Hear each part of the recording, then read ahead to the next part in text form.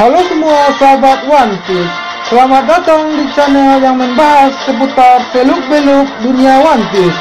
Tapi sebelum kita lanjut ke pembahasan kali ini, silakan klik tombol subscribe dan tekan lonceng agar pemberitahuan videonya langsung masuk ke HP-mu. Sebagaimana yang kita ketahui, Monkey D. Luffy bertarung melawan lawannya dengan semangat juang yang tinggi dan pantang menyerah. Berikut ini saya akan merangkum beberapa pertarungan Monkey D. Luffy yang sangat menarik dan keren. Yang pertama, Luffy versus Crocodile. Pertarungan Luffy melawan Crocodile di Alabasta sangat seru dan keren, di mana ketika menghadapi Crocodile, Luffy kewalahan menghadapi musuhnya yang memiliki buah iblis bertipe Logia.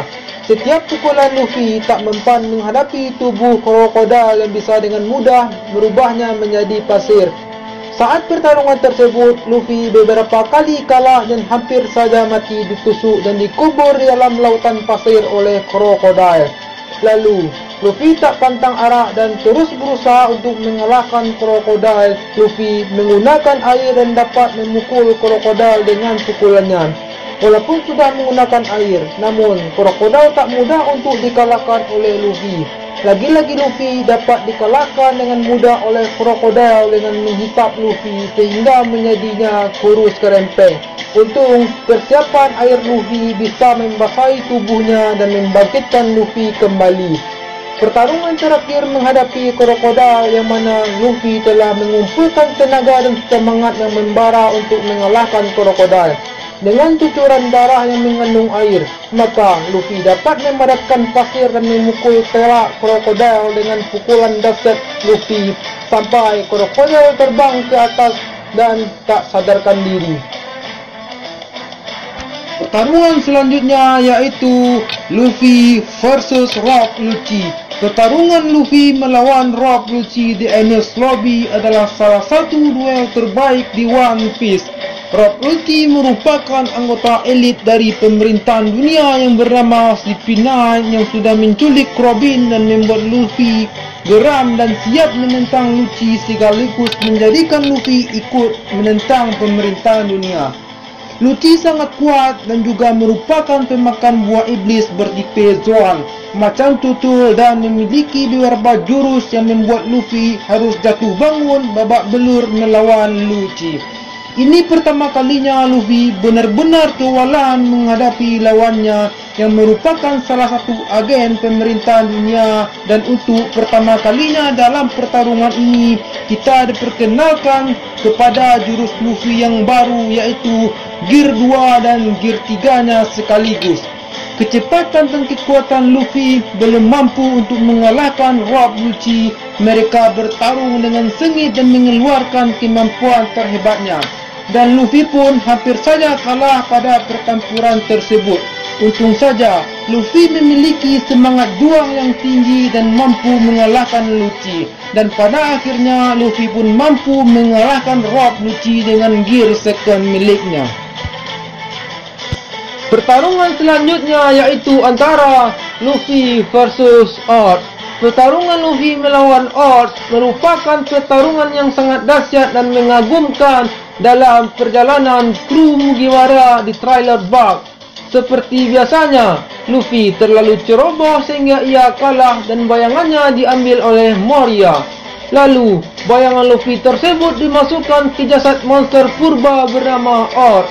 Dan sementara Luffy dijauhkan dari Ors dan seluruh kru dari Mugiwara telah telak dalam melawan Ors yang besar dan sangat kuat tersebut.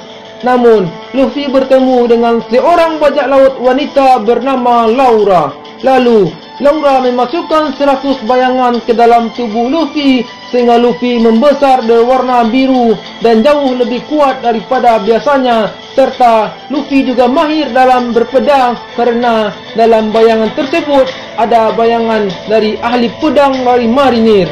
Nightmare Luffy, begitulah namanya. Ia menghajar Oars dengan mudah.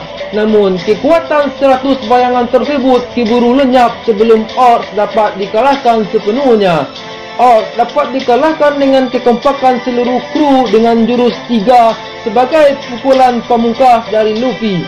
Setelah Orc dikalahkan, Moria mengumpulkan seluruh bayangan di kapalnya sehingga berjumlah ribuan bayangan, termasuk bayangan dari para kru topi jerami. Pertarungan final tanpa menyerah. Walaupun matahari mulai tampak, kekuatan Moria menjadi berbalik menjadi kelemahan. Dengan pukulan gear 3, seluruh tubuh Moria menerima pukulan dari Luffy dan bayangan di dalamnya pun sedikit demi sedikit dimuntahkan oleh Moria dan bayangan tersebut kembali kepada pemiliknya. Pertarungan selanjutnya yaitu antara Luffy versus Doflamingo. Pertarungan Luffy melawan Doflamingo di Dressrosa sangat seru karena Luffy membebaskan para warga yang disiksa oleh Doflamingo di atas kepemimpinannya di sana. Saat pertarungan tersebut, Doflamingo menggunakan mode awakening miliknya yaitu Ido Itonomi dengan memasang perangkap benang sangkar burung dengan menggunakan dan mengurung para warga di Dressrosa. Saat pertarungan ini, Luffy mengeluarkan kemampuan dengan menggunakan untuk pertama kalinya gear 4-nya setelah berlatih selama 2 tahun bersama Relight. Kekuatan dari gear 4 ini sangat dahsyat, bahkan Doflamingo tak berkutik dengan serangan yang dilancarkan oleh Luffy. Namun, sayangnya gear 4 ini harus menguras banyak haki dari Luffy, sampai Luffy tak sadarkan diri dan dibantu oleh Law untuk bersembunyi dan untuk memulihkan hakinya kembali sebelum bertarung. Pertarungan menggunakan gear 4 ini berlangsung selama 2 ronde, yang mana pada ronde awal Luffy kehabisan hakinya dan pada ronde berikutnya Luffy berhasil memulihkan hakinya untuk kembali menggunakan gear 4, dan dengan serangan yang bertubi-tubi dan semangat juang Luffy yang tak ada habisnya, Luffy mampu menghajar Doflamingo hingga tak berdaya. Dan pada akhirnya Luffy dapat memenangkan pertarungan tersebut dan membebaskan Dressrosa dari kepemimpinan Doflamingo. Yang terakhir, pertarungan yang paling emosional yaitu antara Luffy versus Katakuri. Pertarungan Luffy melawan Katakuri adalah pertarungan yang paling epik dalam pertualangan kelompok topi jerami di Whole Cake Island. Pasalnya bukan karena Katakuri adalah salah satu komandan manis dari Big Mom, dan juga bukan karena harga budurnya di atas 1 miliar beli, tetapi karena Katakuri adalah lawan yang paling berat dihadapi Luffy setelah tiba di dunia baru. Dari segi penggunaan haki, Katakuri awalnya lebih unggul dari Luffy. Kemampuan Kenbunsu haki miliknya membuatnya dapat sekilas melihat dari masa depan. Di sisi lain, Katakuri adalah lawan yang berfungsi untuk menaikkan kemampuan Luffy sebelum menghadapi para Yonkou. Dengan Kenbunsu haki miliknya yang luar biasa, Katakuri terus berhasil menebas setiap serangan dari Luffy. Sebelum mengalahkan Katakuri, Luffy beberapa kali menerima serangan yang sangat kuat dari Katakuri. Bahkan, sebelum Luffy bisa melihat sekilas masa depan, Luffy menjadi bulan-bulanan pukulan dari Katakuri. Pada pertarungan ini, Luffy menggunakan kemampuan gear 4 miliknya melawan Katakuri. Dan lagi-lagi Luffy kehabisan haki dalam pertarungan tersebut. Dan lalu, Luffy bersembunyi untuk memulihkan hakinya sebelum melawan Katakuri lagi. Kunci perubahan arah dalam duel ini adalah ingatan Luffy akan latihannya bersama Relight, sang Raja Kegelapan sekaligus wakil kapten Raja Bajak Laut Gold di Roger, yang mana Luffy mengoptimalkan Kenbunsu haki miliknya kembali. Dengan semangat juang yang tinggi, Luffy mampu menghindari serangan dari Katakuri dan memberikan serangan kepada Katakuri sehingga Katakuri tak berdaya, dan Luffy mampu memenangkan pertandingan ini.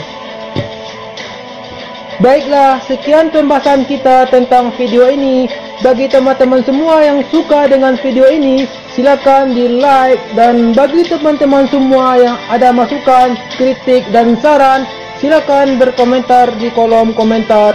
Sekian, terima kasih.